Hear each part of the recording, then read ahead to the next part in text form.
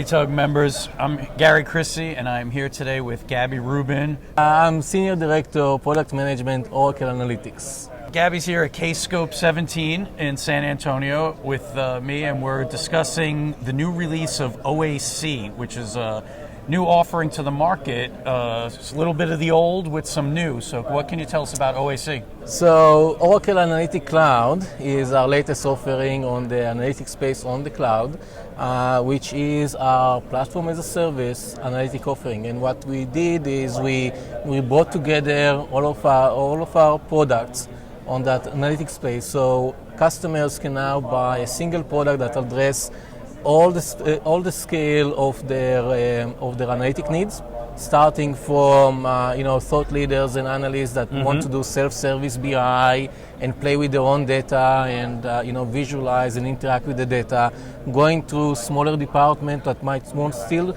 want to have the interactivity of creating visualization, but also have specific need in respect to the quality of the data that they're accessing, as well as doing some unique activities like scenario management, sensitivity analysis, things that require more interactivity with the data and not just consuming and reading data from different sources.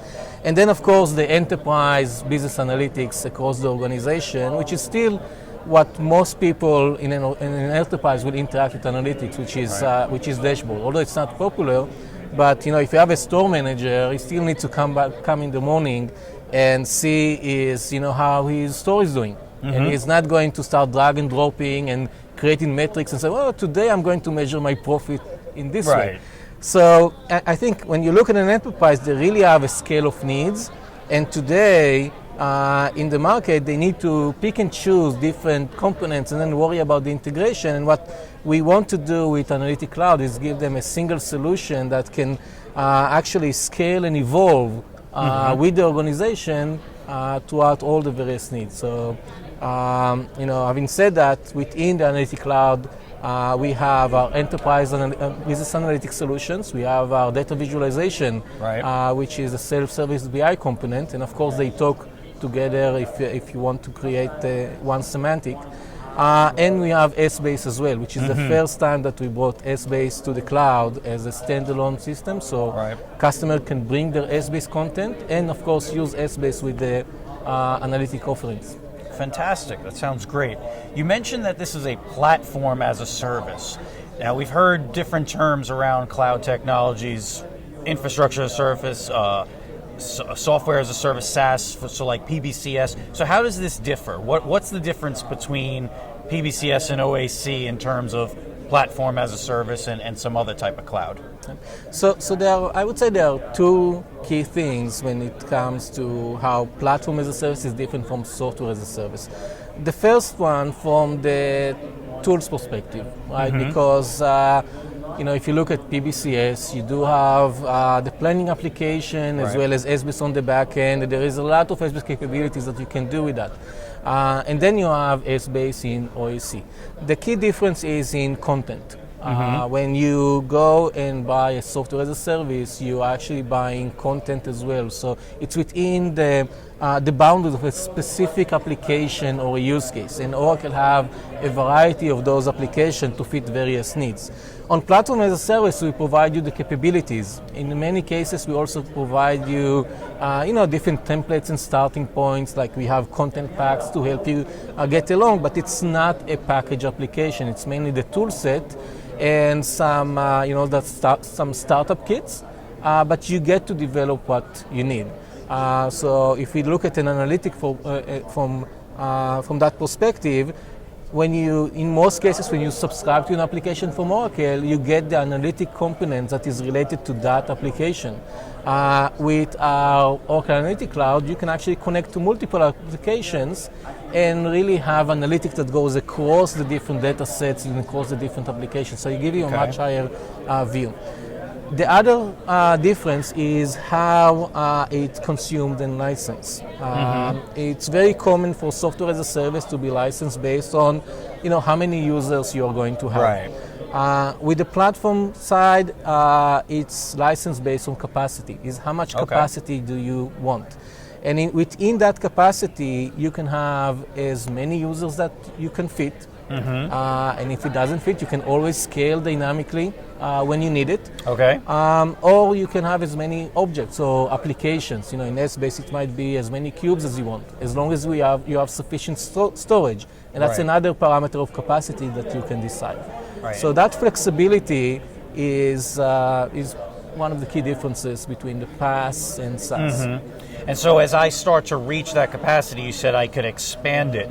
And now, does that give me the ability, is that kind of like I have to get that in chunks and keep expanding it and growing? Or if I understand that I have certain peak usages, can I expand and then go back down?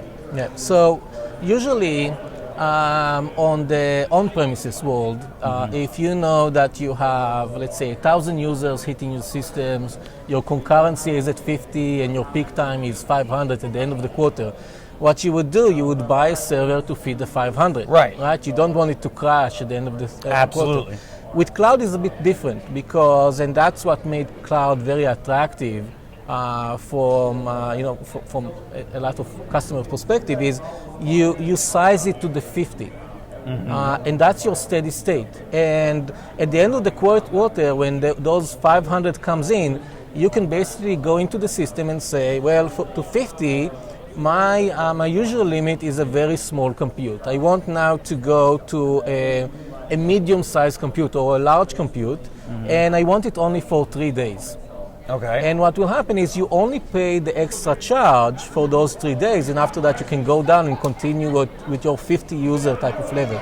Okay. So it really is you pay only for what you use, and you can gauge it over time, saying, okay, this is my steady state, Right. and I have peak times which I'm going to pay as an incremental fee. Right. And now, how much is what's the price for that in terms of time down? Like, how long do I have to take my application down to reconfigure it so that I can get more RAM or CPUs or whatever it is? So around the recent timing, right now when you reconfigure, it's I think it's around less than an hour, but Okay. those times are going down because Right. we want to get to the point that it really is maybe a few seconds even to be able to do that. Okay. The nice thing is that you don't need to worry about LCM and moving stuff over. It basically goes down, and when it comes up, it has more resources, but it has all the same object that you had. So you don't need to worry Okay. about it. Right now, it's only the time of how much time it goes through our system just to get you, okay, here is your new Right. machine. And those time will go down dramatically as we move forward. So I don't have to move everything to another You don't need to service and worry then about move it. it back. It's gonna expand and contract. You're going into a dashboard. The dashboard will basically, in the dashboard you'll say, hey, I have a 2 CPU machine. I want to go to 16, and it will ask you, do you want to be charged by an hour or monthly? Based on how much time you might want to use it. Right. You'll make your selections, hit OK, and then it will basically tell you, okay, next time you go down, it will go up with the level that you want. Okay. And then going back, the same process. You go back, say from 16, I want to go back to 2, and then you don't need to do the data movement. That Excellent. happens for you. All right, great.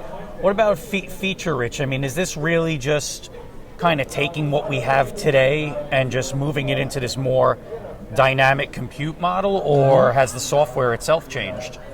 So there are definitely changes in the software. I think in some areas, cloud have modernized a lot of the components that we have in the stack. If I look at S-Base as an example, as a very mature product, when we looked at some of the toolset that we had on-prem, we knew that we are going to need new tools for the cloud. So we created a completely new cloud UI for creation and administer S-Base cubes. And we also have a new concept where you can actually change outlines from Excel directly using an extension called Cube Designer, which is similar to SmartView, where SmartView queries the data. Now Cube Designer allows you to actually change the outline from Excel. Now, So EAS goes away. So EAS, in that sense, again, you can take an outline from on-prem that you built with EAS and bring it to the cloud. Okay. But over time, EAS will go away for those cloud instances, and you will see that the cloud UI will catch up with EAS capabilities. Now, we also have new features that we introduced when we went to the cloud, because in many cases it's a newer release of our products.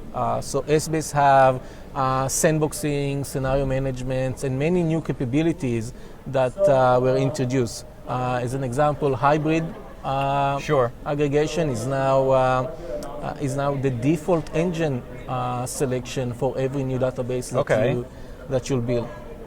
With BI and data visualization, you'll see the same thing. There are a lot of new enhancements, and things that we were missing in early versions of BI that people are looking for, like BI Publisher, Delivers, and so on, are now coming into OAC as well fairly quickly. Excellent. Well, it sounds like a very exciting time, and definitely looking forward to playing with this product. So I want to thank you for coming out today and interviewing, and hope we get to see what else you plan to do in San Antonio. I don't know. I guess the ODTUG guys will tell me what I do. Exactly. We're going to keep you on track. Maybe I need a big sign with my name and title so you'll remember for next time. Okay, that's fair. I could make the sign. Well, I'll tell you, I'll make you a deal. But when we go to Orlando, by then I will have memorized your title. How's that? Okay, I want to say I promise I will not change my title, but that will be a bad thing. I hope. Exactly. Hopefully you have an even higher, something, what are you, senior director now? We'll keep growing. Matter. Look, we'll just keep growing. At the end of the day, it doesn't really matter. Good. We just enjoy coming here. Absolutely. All right, well, thanks for coming, Gabby.